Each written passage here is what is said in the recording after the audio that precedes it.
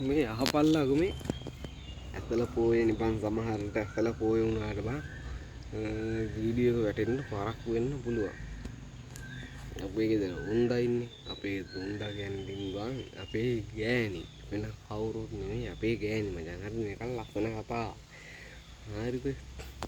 ඉතින් බං ගෑනු ඉතින් ඔය ඇඹුල් ಜಾති, පළතුරු ಜಾති, කඩේ තියෙන දේවල් පිනට හම් වෙනවා නම්, ධනට හම් වෙනවා නම් ගිලින්න ආසයි කියලා කතාවක් තියෙනවා. හරිද? මේ ඇසල පොයේ දවසේ දන්සල් නැද්ද මම දැක්ක දන්සල් තියෙනවා. දැන් මචං මට කන්දුස් ක්‍රියාව දන්සල් යන්න කියලා. මං ගහා බලමු ගියා පොඩ්ඩක් ෂේප් එක හිටියා. අද ඇත්තටම උඹලා පැතිවල ඇසල පොයට දන්සල් තියෙද? සාමාන්‍යයෙන් තියනවා ඇතිනේ. මම නම් දන්නේ නැහැ. මේ දන්නවනම් නුවර කමෙන්ට් එකක් දාන්න එනවා අපි ගියා මචං ඈ.